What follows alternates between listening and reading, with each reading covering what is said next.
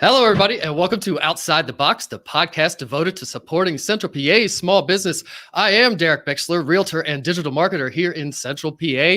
Born and raised, I grew up on the Hill in Harrisburg, went to Mechanicsburg High School, and then went to Penn College of Technology up in Williamsport, and have been back here ever since. Today, we have a guest expert, her second time on the show. We're having her on every quarter, Stephanie Shirley, and we'll get to her in a minute, and she can tell us about public relations and outsourcing our public relations for the max return. A couple announcements before I get into it. Agent Derek on Clubhouse. Those of you familiar with Clubhouse, you can follow me on Clubhouse, and we're doing lives on Clubhouse after our episodes on Thursdays. Wish I had a bigger ticker. Thursdays at 1 p.m. We're on there talking and networking Central PA small businesses. And that's also an awesome place. I was just geeking out to Stephanie before we got on the air. I'm sending her an invite to Clubhouse, but it's an awesome place to network, get funding for businesses, all kinds of crazy stuff, or just have fun. You can just listen to some. So anyway, we're on there on Thursdays. Replays, I'm going to turn that off. Replays are on YouTube, Instagram, LinkedIn, Facebook, all those places, soon to be on iTunes and all the audio platforms. Ask a question in the comments. If you have any questions or anything, hit us up there. If I don't see it while we're going, I will come back, or Stephanie will come back and answer your questions. Reminder to subscribe to our email list at supportcentralpa.com to get networking mixer updates, invites, and episode announcements, and exclusive special offers that you can only find in there. And now we will get into it with Stephanie Shirley of Bennis Public Relations, our public relations guru expert, coming in each quarter. And first, tell us a little bit about yourself for people that don't know you yet, and then we'll get into the topic. Sure. Hey, everyone. Thanks for having me back, Derek. I'm really excited about today's topic also, by the way. But as you mentioned, Stephanie Shirley, owner of Bennis Public Relations. People usually ask, what's the Bennis? It was my maiden name. So when I incorporated, that seemed like the most logical thing to do. So that's the story behind that. But coming up on 10 years of running my own public relations consulting business, started that at the ripe age of 23, which was a huge entrepreneurial leap. My parents probably thought I was crazy, but here I am. I made a career of it here in central Pennsylvania, based out of Mechanicsburg. I actually was born and raised in Altoona, Pennsylvania, so Pennsylvania through and through, but I'm loving the central PA area and awesome business owners who make it up. So where I specialize is helping people create strategic communications plans. That's anything that they are putting out there to represent their brand, whether that's on social media or in their emails, on their websites, and of course, the more traditional public relations we might all think of, which is, interfacing with the media, press releases and media pitches and feature stories, all that good stuff. So happy to be here and looking forward to the topic about outsourcing some of your public relations needs for your business. That's great. And something I didn't realize, I've known you for a while and I didn't put this together. And then somebody said, your husband is Mr. Shirley's son. The baseball coach from Mechanicsburg. Yeah. So I was like, yeah, of course. That makes complete sense. And were you a baseball player, Derek? I wasn't. I played basketball. Baseball's too boring for me. Sorry to the baseball people out there. But I think my mom actually taught with him. My mom taught at Mechanicsburg for a brief, like a couple years right out of college. And I think she had taught with him. And I did have him for English. So well, there you go. Yeah. So many great legendary stories. And that's one of the reasons we love living in the Mechanicsburg area, because of course his memory is still very much alive and our sons will get to experience some of that as being Mechanicsburg school districts themselves. So very cool. Yeah, heck yeah. And I can't believe I didn't put it together. As soon as I forget who told me. It might have, I don't know. I was like, yeah, of course. Plus it made a connection. I was like, that's cool. All right, so let's get into it. Outsourcing your public relations for max return. I don't think that's the exact title I typed in the thing, but that's what it says here. So let's go into it. What do you got for us? Yeah, so there's a couple of things I want to start with, kind of the who, what, wheres, and whens. So first and foremost, people ask, when should I outsource my public relations, for my business? A lot of business owners, especially small business owners, we wear a lot of hats and we can think, well, hey, I can just do it all, right? If I need to do my public relations, my marketing, my, strategic communications, I can just handle it internally. And that might be true for a while, but I usually try to tell people, and I hold this to myself for when I outsource tasks, as I said, does it bring you fulfillment or joy? Do you actually enjoy doing it for your business? Then maybe it is something you're passionate about and you want to keep it on your plate and internal. Does it make you money, or does it make, are you losing money because you're spending time then on this task and you're not able to then devote your time to actually growing your business in a more meaningful way? And then finally, is it beyond your area of expertise? I would never attempt to change my own oil. It would take me far too long and I'd probably ruin my car, but I will gladly pay a mechanic to do that for me, because that has so much more immensely value to me, so that I can use my time to do things I'm actually a little bit better at. So those are kind of the whens I tell people of when they might want to consider outsourcing. And then the next is, what can I outsource? And in this day and age, pretty much everything. We've all heard of virtual assistants that are, from all over the world that can do anything for you. But really, when it comes to public relations, I would say anything that involves your content. If you don't love to just sit down and write, or maybe you're so closely involved in your business that it's hard to remove yourself and then look at it with that outside perspective and narrow down the content, that's when you might consider outsourcing it to someone who can see it with some fresh eyes. So those are kind of the big pieces to get you started on maybe the when and then the what you might want to outsource. And then I can definitely give you some examples. So you have a great prompt questions, Derek. So what direction do you want to take? The huge topic of outsourcing. Yeah. So, well, the one thing I like that you said was, do you enjoy it? I think that's the thing I would start with, because, and even if, so you're kind of taking what you enjoy or don't enjoy and what the high dollar tasks are. But sometimes the things you enjoy doing might not, it might be something you should outsource, but maybe you love doing it. And if you love doing it, maybe just still keep doing that. And that's why you're passionate about the business. I'm kind of rambling there, I guess. So I like that question of, do you enjoy it? Because if you don't enjoy it, outsource it for sure. But I don't want people to think that it's always a low dollar thing that you're outsourcing, if that makes sense. Exactly. And what brings up a great point is, sometimes it is to outsource and to trust that part of your business with someone else is a huge hurdle to overcome. I can speak that from me being a business owner as well, is I've been doing everything for myself for so long. How can I possibly hand it over to someone? But that can sometimes be the tipping point in your business where, yes, you do take a leap of faith. You make an investment in someone else, so yes, it's going to cost you something when, if you're holding on to it so tightly personally, you can do it for yourself for free. But I'd be quick to note that, is it really for free if your time is valuable? So then when you do take that leap to outsource anything, but particularly public relations, it's going to take a little bit of time. I tell clients, you have to give it 3 months to even reasonably expect that you're going to see something tangible. Now, that's not always the case. Sometimes it's a quick return on investment with a great media hit or coverage you didn't expect, but you have to be patient with it. So the first time you do something and outsource it, don't label it a failure if the very next day your phones aren't ringing off the hook. Doesn't usually happen like that unless you went viral for a reason. And then also, to understand it's going to cost you a little bit of something, but then that long term, what are you hoping to get as far as the value back? And that's where you can start to reframe your mind of how you feel about letting go and outsourcing something. So what would be the first step if somebody said, I want to find somebody to outsource my public relations to? First, what is public relations? Maybe run through that a little bit for the people that missed the 101 episode. So how do they identify what it is, and then how do they find somebody to do it for them? Well, sure, absolutely. It's a great prompt to start with. Like you said, we're not doing the basics today, but let's give everyone a quick recap. So public relations is really changing, obviously, because of technology in the digital age. Way back when, you can think of people who were just, at their typewriters doing something. Yeah, that was probably press releases, articles and things like that. But now it's definitely merged into the digital age, where it does overlap to some degree with digital marketing when it comes to the social media content that you're putting out there. That is and can be somewhat public relations, as you're spreading news and announcements and building the brand for your business. So in any given day, I'm writing a lot for my clients, but that's in a lot of different forms. That is helping them just today, client email newsletters. And one of our shared peer friends, Derek, is doing a book launch. So I'm helping, hi, Adam, a shout out there, to help launch a book and through a virtual event. So that's a lot of communications. Advising people on, hey, I want to grow my LinkedIn profile. How am I supposed to effectively reach out to key contacts and not just become part of the noise. So I'm consulting and writing them draft messages that they can use. And then definitely it's the PR side, the traditional press releases, media invites. We're doing that for a lot of public events we have going on as it relates to COVID and the prevention of COVID, of course.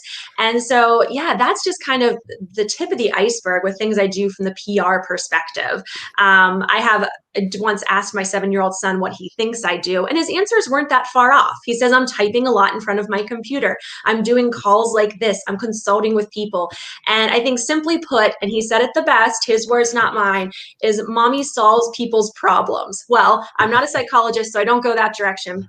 But I do like to think businesses come to me and entrust me with their problems or their areas where it's a little gray, and I'm able to add some clarity to that, or at least give them a sounding board of here are some tools you might do to get over that hurdle, to solve that problem, or to take yourself to the next level. So yeah, very abstract, even for me, when I knew I wanted to major in PR, but I'm kind of developing it into what PR is for me. So that might look a little different than someone who goes and works for a major, firm where they have a very strict title. So I'm a little bit different there, a little bit more concierge in my services. Yeah, and PR, sometimes people think of PR as only getting in the newspaper or just getting on a TV show or something, but it's much more than that. Like you said, you mentioned social media as being part of your PR. Your website is also part of your PR. All of your marketing really could be part of your PR. And you tailor all those things so that the message is consistent over all those things. And some of those things are more expensive than others. So, and that brings up a good point. It's always, even we put advertising and PR in a very similar area, but the difference is paid media, and we've talked about this a little bit, where people are putting their advertising dollars into billboards and print and radio and television, and that can be a great strategy. But I always say, don't forget the PR side, which is the earned media, because that is immensely valuable. You can pay for your business to be placed in a very specific location in the newspaper, or to run that commercial, before the evening news. But what if then you're also part of the evening news for a genuine news story? Those are 2 hit points now that people are seeing your business. And where they say it takes about 7 times for someone to hear about your business or to hear about you before they really remember it. So that's where I try to help clients just get those extra hits that also combine that effect with their paid advertising, marketing, anything else they're doing. So often PR is that one overlooked piece that people just don't think it's needed, and it can really be the secret sauce. Yeah, and makes you omnipresent. It's just one more channel and make sure you're everywhere. And so, what do you think some of the tasks, some of the common tasks that people could easily outsource? Is there anything that comes to mind as some things that are easier than others? So most people, I'm thinking like own clients when they come to me and engage me with ongoing projects, because then we can circle back to the one-time projects that you can also outsource as well. The ongoing is most often, hey, I really need to, get a regular blog coming from my website. How often do we hear that? How often do we know we need to be blogging regularly, or at least putting out news articles on the website, how-to articles? That's excellent from populating your website with fresh quality content that Google is just going to love. So that's where a lot of people come to me, hey, can we work on a strategy that's going to boost my SEO from a very organic and good natural standpoint, but also be content your customers and clients really want to read. It's not just outsourcing across the seas to get really cheap content that you're going to throw up there and hope to outsmart the analytics, because we all know the Google's analytics are pretty smart. So I would rather say, you know what, no, go for quality content. So blogging and article writing, email newsletters that go out every month. And then, of course, social media. I do the social media management for many different clients for all, of course, across their platforms. And that's usually something that, again, they just want to have a presence. They want to be consistent, but they know that if it's left on their plate or one of their staff's plates, it's going to go to the bottom of the pile. So those are some really easy areas. But then the one-time tasks, and, just thinking of what I'm working on this week, is people who need their marketing brochure updated and they know the content is out of date. I come on and I say, okay, let's refresh this, or let's create you one from scratch. Another interesting one is I have a client who knows that their team actually needs some media training, that they're out in the public, they're being approached by the media at various events. And they said, hey, can you come into my office and help run them through a series of like a 3-hour activity? And what, we're going to have fun, do some hot seat questions. So sometimes it's just something like that you can outsource, because you know that it's going to take a little expertise that isn't something you already have internally. So would you put something like that on video too?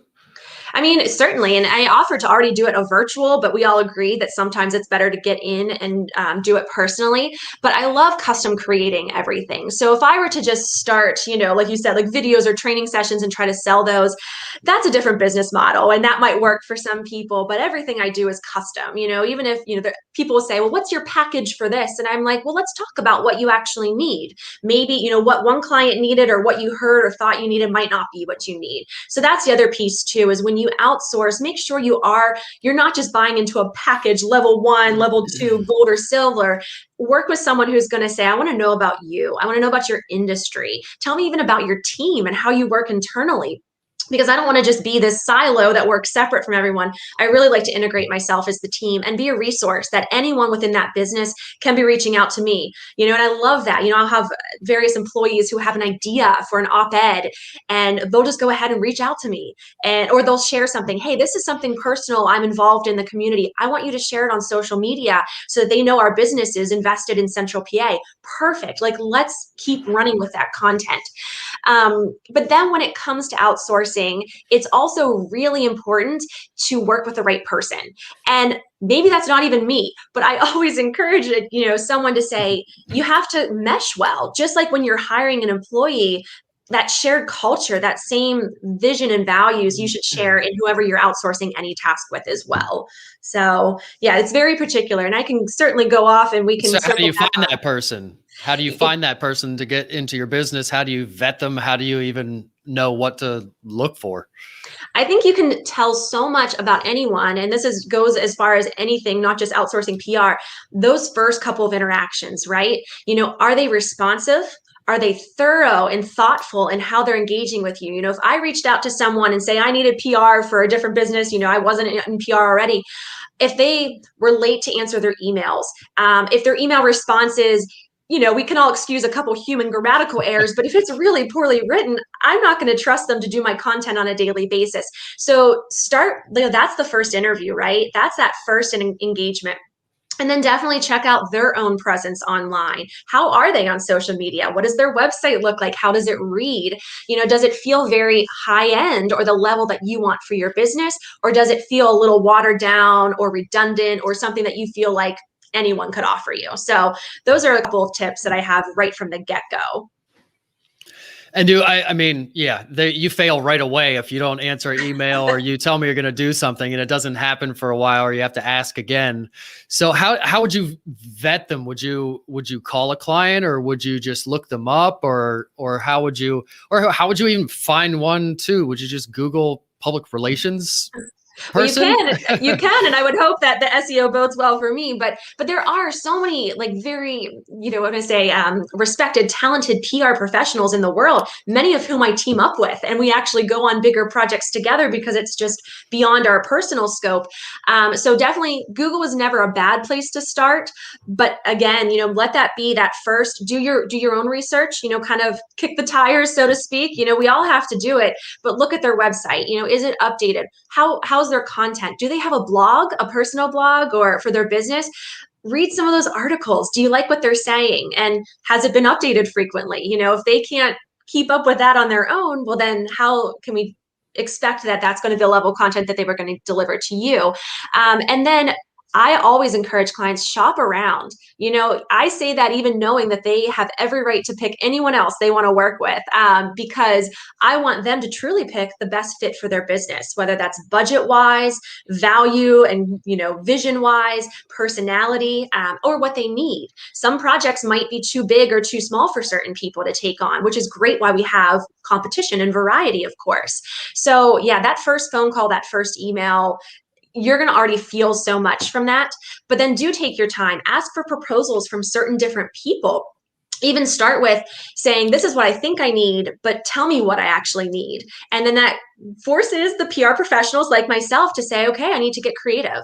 I need to do my own research to make sure I'm going to win this client and deliver the best. So yeah, I think it's really just starting out with the vibes, but then going beyond that and actually, getting research, doing your research, getting multiple quotes, and then really comparing as much as you can, apples to apples.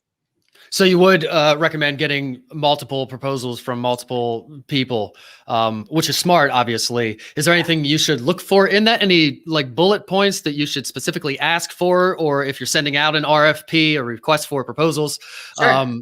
are there certain things that you should be looking for to be answered in there? Obviously, Yeah, references and the things we all think about. and I work with RFPs all the time. We're responding to one today. It's a pretty big, lengthy one. But if it's a big project, if you have a big budget and this is something that's long term, RFPs might be the way to go. Something as small as, hey, I have a marketing brochure I just need edited, or I have this new business launch that I just need help getting some press coverage for. That's something where you might just want to look at one or two people that maybe your fellow and business friends and owners have recommended to you. So many of my clients are word of mouth recommendations or 1 or 2 degrees removed. I never take that for granted, which is always why I appreciate networking groups and events and try to do the same in return. But I like that because it adds accountability not only for me, but for the person that's a particular client. If someone like you, Derek, were to connect me with someone else, I'm very incentivized to make sure they're taken care of, that even if it's not a good fit long term, that I was responsive to them and I at least got them what they needed to make their decision. So word of mouth referrals, absolutely, in an industry like this. Totally. And in the marketing world, we both know that we all kind of do everything, but we specialize in one thing, and we all have a network of, if I can't do that thing, I'll call this person in. So it's a total network game. So if you hire somebody to post on social media on your behalf, or write blogs on your behalf, or update your website, or post on LinkedIn, or go live, or whatever they're doing, creating content basically for you, how do you stay in touch? How do they find your voice? How do you convey your voice to your PR person for them to then convey that to the public? How do you make that happen? Well, sure. And so I think I understand your question, but when you said voice, it already inspired something I want to touch upon is when you have someone come on board, they're not already part of your business. So they're going to need to learn it. Someone like myself, it's going to take that first month where I say, let's all have grace with each other, because I'm going to need to learn what is your brand, what is your voice, and I speak I have a lot of different voices for different clients. Some are very straightforward, almost technical. Others are very, creative and flowery language, and that's great too. And so it's finding where on the spectrum that client is. So it comes back to, again, customization. But then once I can learn a client's voice, it's amazing how they'll entrust me to do everything from writing their own, biographies and LinkedIn summaries, even though I'm not them, they trust me with it. So I have clients now that if they have to give a public speech, they want me to write it. They go, well, you say it better than I could, or you know me better than I know myself. So it can, after years, get to the point where, you do almost become one with that company, that brand, that voice. And then as far as, from what I think I understand is maybe even getting that media attention for people, a lot of it's connections. So like, as I said, celebrating a decade here of owning my own public relations business in central Pennsylvania, that's afforded me a lot of connections, certainly within the media, but also with other business owners that there creates such synergy for. I think we can always say like, we'll bounce ideas off one another. And I'm always like, I know someone, that can do that. I've got a guy. So I think that's the other benefit of when you entrust someone like a PR professional to come in and help your business, it will go so much more than PR alone. I become that trusted advisor. The businesses are like, I don't expect you to know the answer. I'm like, try me.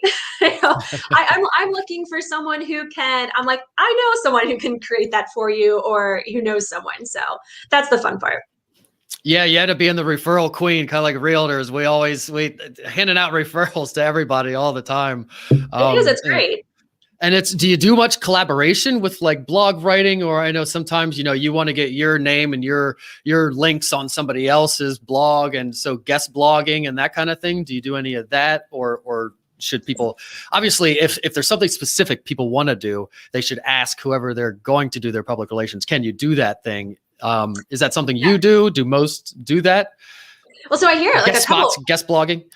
Yeah, so I accept guest blogs. I love it, especially local business owners who have a really interesting perspective. So if you check out my blog on my website, and then even it's still hosted, the major one, on WordPress, because that's where I've had so many followers join.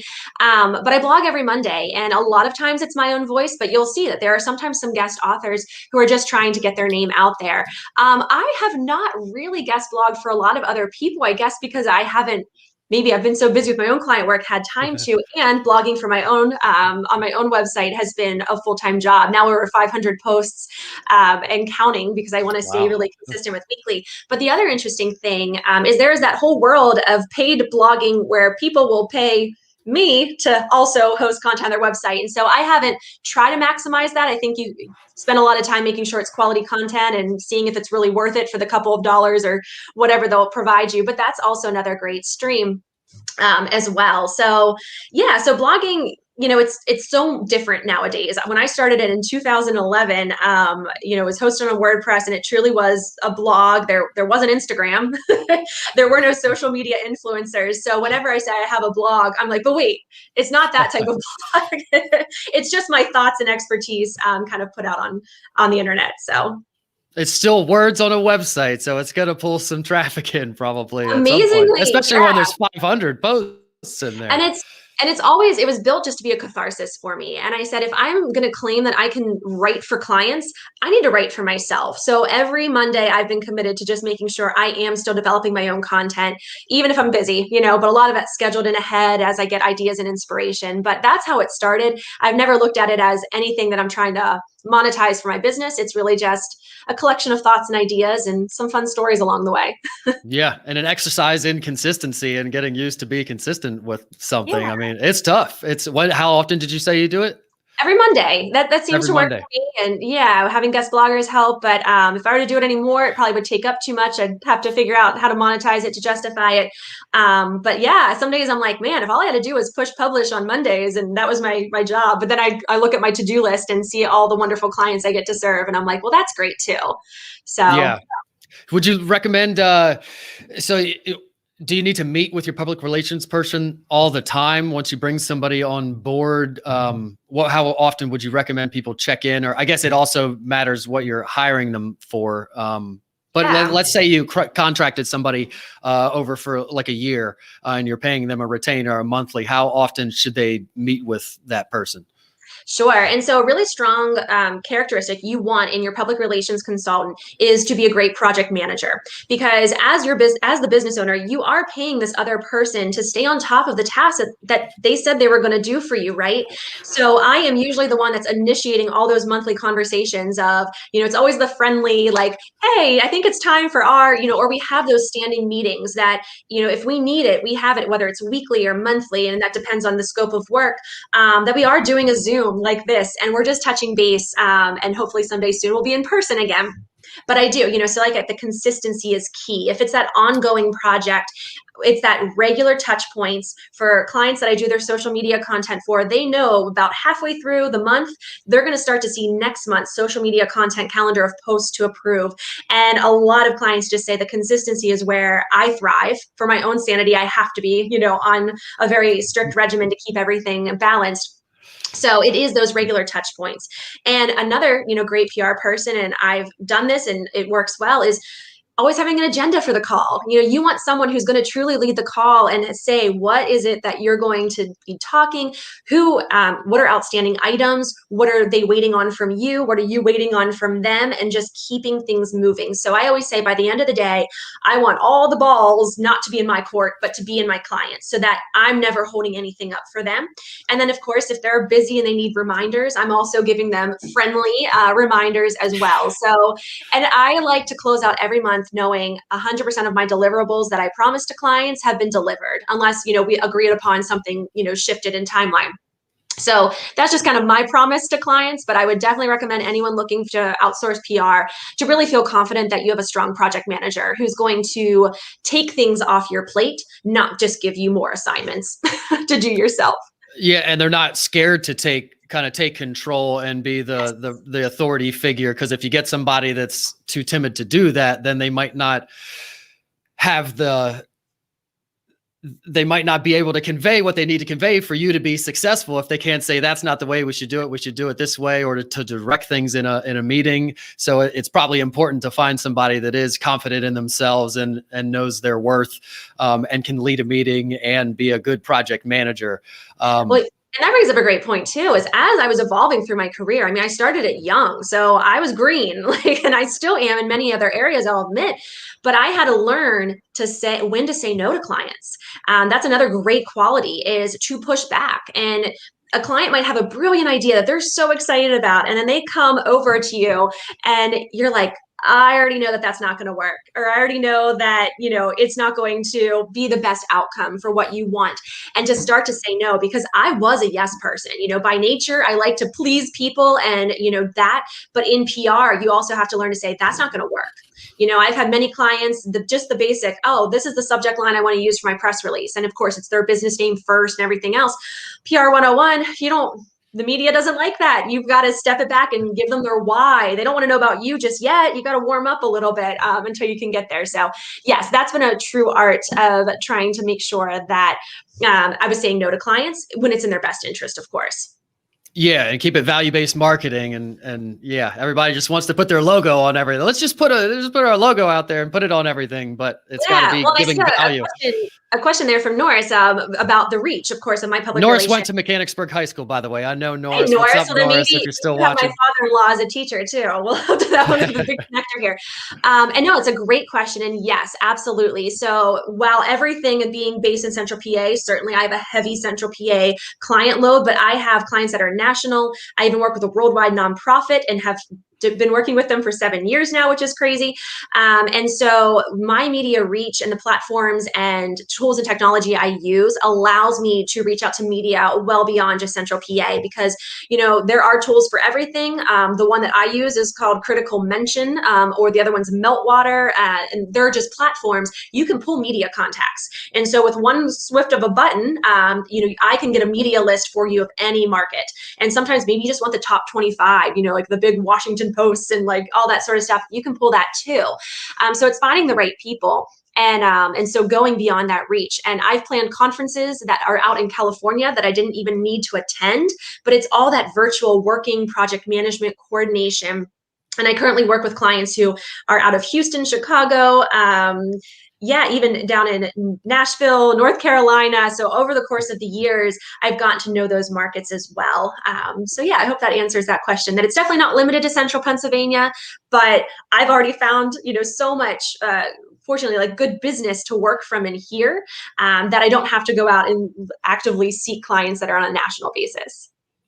Yeah, and thanks for commenting, Norris. I'll hit you up. I commented on one of his posts earlier, so I think the algorithm might have thrown my thing in front of him, hopefully. But thanks, Norris. I'll hit you up, or hit up Stephanie if you have any questions or anything. You can message her, email, or all that kind of stuff. So I was going to ask, what was it? Oh, hiring internally versus outsourcing. Pros and cons of the two. Yeah, absolutely. And then there are times where one makes more sense than the other, and that's how you have to approach it. So when it comes to hiring internally, you're going to have that person typically on a salary. So you're going to be able to use the infinite, like however, 40 hours a week, however much time you need them. And you can use them for a variety of different projects. When you do contract and outsource, I should say, to someone else, it's probably for a set number of hours or a set number of scope. So if your scope changes, then you have to revisit, the contractor. So for some people, they like having someone in-house if they expect that person is going to wear many different hats. So I always hear people, hey, I'm going to hire internally a marketing person, but they're also going to be at the front desk and handle administration and the reception area. So then that's where someone in-house is very much beneficial. Now, of course, you're going to have to consider the taxes and the health benefits and anything like that. You're going to have probably a dedicated office space for them. If you're still working in an office, provide them with a computer. So I always tell clients, that's all on me, right? I pay my own taxes. I pay my own health insurance. I have my own computer and office, and everything that they're paying me for, they truly get back in my time. And then also, I've helped a lot of clients who are in a transition period where maybe they do know they want someone internally to handle their public relations, marketing, communications, but they haven't found the right person yet. And so I've just recently worked with a client who did this, and it ended up lasting a full year till they found the right person. So I helped them and kept things going seamlessly for that year. Then when they did find the right person, I helped write the job description, I helped train the person, and I still remain kind of a resource to this new staff hire, that at any point, if they run into trouble, they have a question, they're not sure, I'm stuck on this email newsletter intro, can you help a little bit? I'm like, yes. So that's where that ongoing relationship, that rarely is it a conflict. The other interesting point is I've worked with teams who already have an internal public relations person, if not a department. And it's usually because it's a special project. So they already have their PR team, but they're maxed out. Now there's this new initiative and they're able to bring me on to kind of specialize in that project or initiative and get that launched. So I do work with other PR people who are internal, which is pretty surprising. And then also, like I said, with the transition, filling in gaps, and then also helping to even potentially hire someone that I can help with as well. Yeah, you could help to onboard the next person, train the next person if they find they need more PR. And I would think getting outsourcing would get you more experience than bringing on your own person. You're going to pay a lot more to hire you full-time, someone like you full-time in there. So you might as well outsource those. Don't hire for the $10 tasks. Don't hire someone for the front desk and then have them writing blog articles that they know nothing about just to save money. Have somebody like Stephanie who knows how to do those $1,000 tasks, do them correctly. Oh yeah. And that's where, even if I start with helping a client with those small tasks, like you said, when that next person comes on, they take them off, but then they still retain me to handle that more senior level experience. And you're absolutely right. There is so much you can get from a small investment in public relations if you outsource it versus at minimum, you might get an entry level person for like a $45,000 a year salary or something. And again, that's going to be entry level and they might need a lot of guidance and coaching. But for some people that works because they're also going to use them as more of an administrative, and task role. But then if and when those certain instances come where you're like, I need someone who has higher level experience, higher level connections, then that, it might just be a simple single time engagement. That's really going to help your business with that too. I love advising people. This is one that came up recently on mergers and acquisitions. The brand transition after acquisition, that's fun to say 10 times fast. And because it's a great question. You can look at any of the major airlines. I feel like they're always merging. How do they handle it from a company culture perspective, from an outside perspective? How do you keep the brands separate? Do you try to find a big, over umbrella brand? There's a lot of questions that you can work through. And so those are conversations absolutely worth having as well, that if you find yourself acquiring, merging, or even moving into a different industry, maybe now you want to offer a different set of services. How am I going to even let people know I'm offering those services? That's where a public relations initiative, a campaign even can really help. Yeah, I like that you mentioned connections because it's the connection. That person coming in probably doesn't have all the connections that you have, doesn't know the people at Penn Live personally and at the Business Journal and all these different publications and media outlets and things like that. So the connections that you gain access to by hiring someone, by outsourcing someone. Here's the fun. You talk about connections, and this might not technically fall under our traditional public relations umbrella, but like I said, in the expanding world of today, what I do is very different than just that little box of PR. Because I had a client bring me on to help with sponsorship sales. They had a very large event coming up, a large initiative, and they didn't hit their mark the previous year. And then there were some employees that moved around, and they needed help selling sponsorship. So of course they ask, is this something you do? And I was like, it is, because it's those connections. And so just leveraging my connections in the local market, we were able to exceed their sponsorship goals this year by like $20,000 extra than what they thought they were going to get, which ultimately helped to make the event a financial success. So now that's lightning in a bottle. I'm not going to promise I can always do that for people. But because on the PR side, they allow me to structure the levels of sponsorships and to say to the sponsors, what are you going to deliver? And because I was able to handle all the communications, I'm like, here's everything you'll get on social media. Here's everything you'll get on the website. You'll get in the press release. You'll get in the newsletters. So that's where it worked out really well too, is I was able to structure sponsorships for this one particular organization. Yeah, and nobody coming in new, unless they've done it in the area already, maybe would have those kind of connections. But you're also going to pay a pretty penny to hire that person on full time to your organization if they have those connections already. Exactly. Is there anything other major tip you would give to people if they're vetting or looking for somebody to write blog posts or to get them in the news or any of the vast things that public relations people do? Sure, there's a lot of different ones. The one that just came to mind, and in the time it took you to say that, 'cause I'm thinking, okay, this gotta get something thinking, is to have set realistic expectations of what you're hoping to achieve. So if you're sitting, watching today, saying, well, yeah, I guess you're right. Like I don't maintain my blog. Is it even valuable for my business? Is it, you know, really start to think, what do you hope to get? So a lot of times clients will come to me and say, hey, I need to start sending out monthly email newsletters. And I'll be like, tell me more. Why do you think you need to be doing that? Do you have an email list already built? What are you hoping to achieve? And you can start to uncover either very realistic expectations that make perfect sense or very unrealistic expectations. And then that's where I can say, I don't think that's going to get you what you need. Let's look over here, or before we can even do that, before you're sending out email newsletters, pushing people to your website's outdated. Let's start there. So I think setting realistic expectations for what you're hoping to achieve. And then once you're in agreement with that, to hold that outside, contractor, that consultant accountable to those and saying, hey, can you show me my quarterly reports? Can you show me my monthly analytics? What did we receive? What was my earned media value for that press release we did?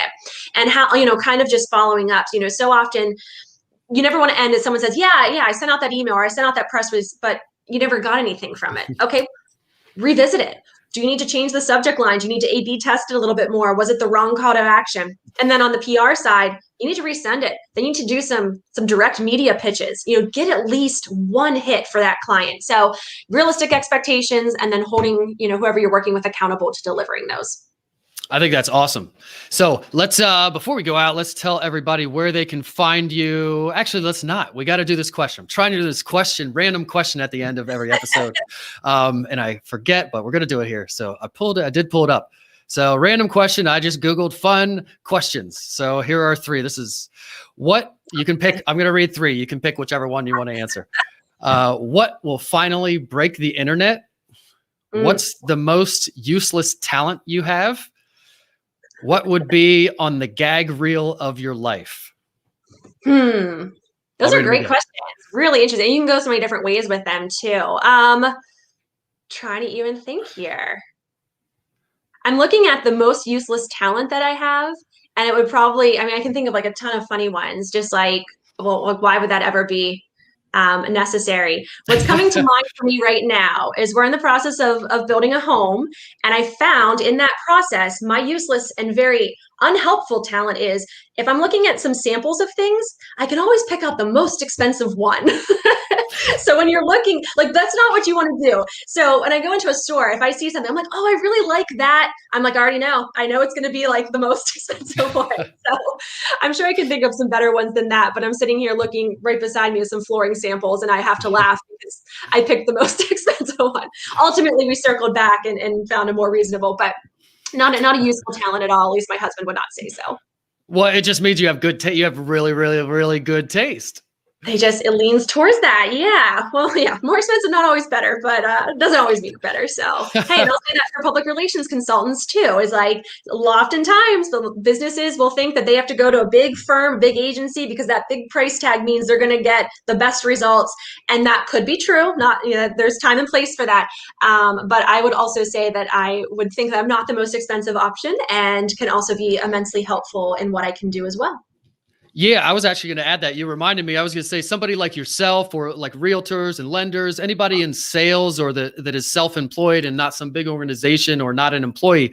We all care a lot about pleasing our clients. And if we don't please clients and please people that refer things to us and please everybody, we don't get more business, and we starve and we go away. So outsourcing to somebody that works for themselves and has a track record, they're going to care a lot about doing the right thing. And it's going to be very, very worth it, as opposed to bringing someone on who may not have the same skin in the game, so to speak. Exactly. And especially working locally. I know some of the audiences we're hitting right now are definitely Central PA heavy. Not that I'm limited by any stretch just to working there, but I would think that, you hire local, you work local, you outsource local, there is that accountability. I am certainly going to hustle my hardest to make sure I deliver results, because that's my reputation right here in Central Pennsylvania, and I want to maintain that. So that's always a benefit of staying local, hiring local as well. Totally. So let's make sure everybody can find you. You can read that for the people only hearing on audio. Where can they find you if they want to reach out to you? Sure. BennisInc.com. That's like tennis with a B. BennisInc.com. Also, you can find me Instagram, Twitter, Facebook. Those are all personal, but I love, you can come see my kids and do everything else or DM me on there. There's been a lot of interesting ways that business can be related onto those personal accounts as well. So BennisInc.com is where you'll find everything about me, my business services, how to contact me. Of course, it's Stephanie@BennisInc.com. And I would love to hear, even if you just have a question. I love giving away free advice. If it's 10 minutes of my time and it helps you immensely, I love it, and I've benefited from very much the same from other businesses. Yeah, and Stephanie's super responsive, and she does her stories. You're really good in the stories. I like to be in the stories too. And LinkedIn now has stories. I was just talking to a bunch of other realtors about the stories and how none of us are getting engagement on the stories. And my thing is, I just think nobody's in the stories yet watching them, because when I first started, there were 0, and now a week later, there's like 1 view per, and then the week later there's like 2 views per. So slowly people are starting to see them. And one last plug there, just came to my mind is there might be people who are sitting there with questions, maybe they're too afraid to ask, but it's like, what really is a reasonable public relations budget? Or would you even, like the question, would you even work with me if I only had this budget? And so I think what I would tell people is I work with clients for a couple $100s a month. If they just need a couple blog posts, that's not too small for me. I've worked with clients where all they needed was a LinkedIn profile refresh, a couple hours of my time and they're up and running. And then of course there's the big long-term clients that, are the ones that really do have a lot of my time as well. But I welcome and love those I don't want to call them odd jobs, one-time jobs, little things. It's not too small for me. I've helped people with their resumes, even just small content writing. And usually they are other small business owners or sole proprietors like myself. Yeah. And people like you and I who do something that we enjoy, sometimes we give away stuff for free. You could call me and I'll just give away the farm, and I'll hang up the phone and be like, I just told him everything that I should be. So we like geeking out on this stuff. We like helping. So don't be afraid to message Stephanie or myself or anybody like us. Well, I can say that's never bitten me before.